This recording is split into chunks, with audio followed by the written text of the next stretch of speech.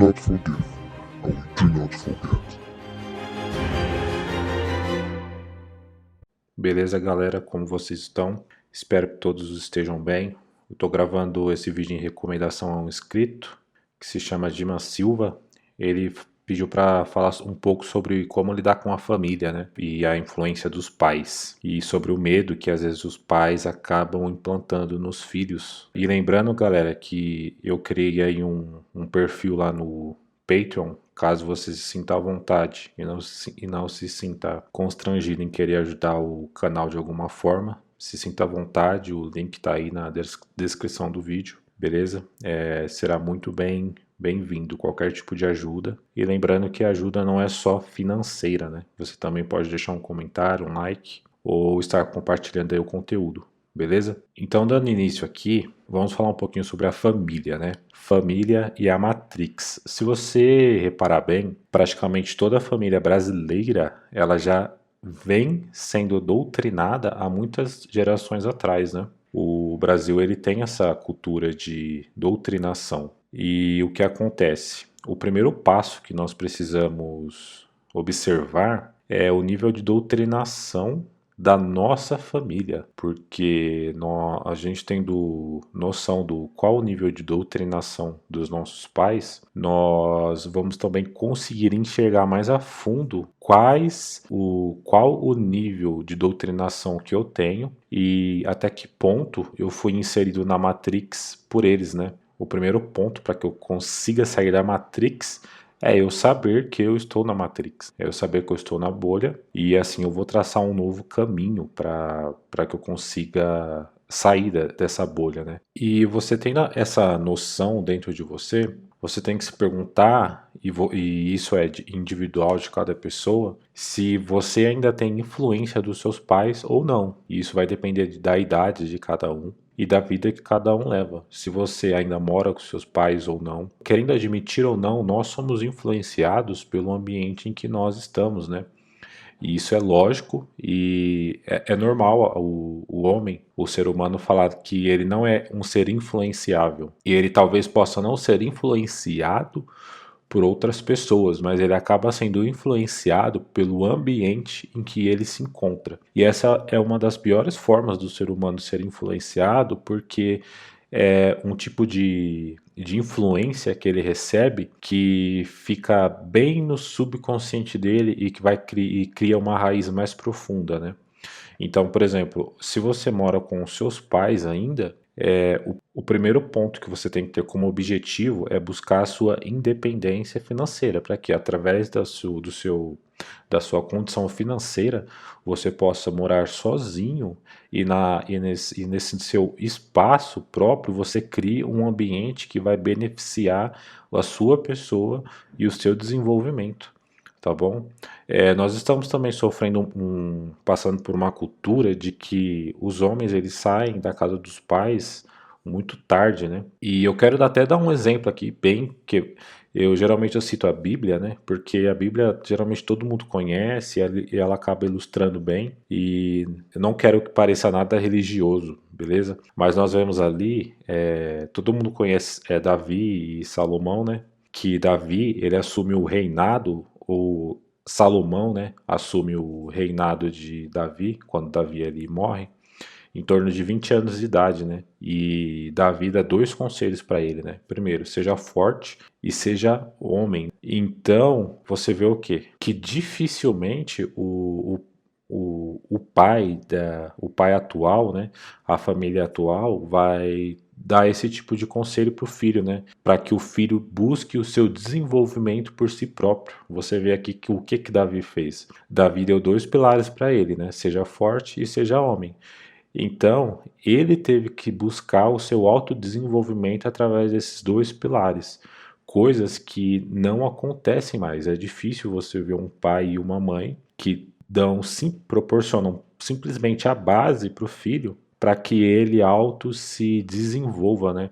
E como Davi, ele estava morrendo, você vê o quê? Que não dá tempo de Salomão sofrer um condicionamento por parte do pai, né? E ele foi condicionado pelo ambiente que ele estava, que era um reino, né? E através desses dois pontos base que Davi passa para ele consegue se desenvolver como pessoa. Então você repara que Davi, como pai, ele não passa uma lista de regras e uma lista de afazeres para o filho dele. Ele simplesmente passa dois pontos base para que o filho dele passe a se desenvolver. E é isso que você tem que ter como base para a sua vida também, né? Você tem que buscar o quê? Pilares, bases, para que através dessas bases você se desenvolva. Se você está em um ambiente familiar, você querendo ou não, você vai ser influenciado por esse ambiente. Então você tem que ver outros pontos para que você desenvolva, para que não seja um ambiente desagradável de se ficar, até que você tenha condições de criar o seu próprio ambiente e através desse ambiente você se desenvolva como pessoa e como homem, né? Então nós acabamos vendo o quê? Que esse negócio de homem tóxico, ele acaba começando através da doutrinação e do ensinamento que o próprio pai e mãe passa para o filho, né? E você vê até que geralmente por que que o homem ele é considerado mais tóxico do que a mulher? Porque se você prestar atenção, a mãe ela sempre vai passar mais a mão na cabeça da filha, né? Porque se nós olharmos para o mundo animal, vai fazer mais sentido, né? Porque a fêmea vê a fêmea como parceira, né? A fêmea não vê o homem, o macho, como uma parceira, mas vê-se como um símbolo reprodutor, olhando no mundo animal ali.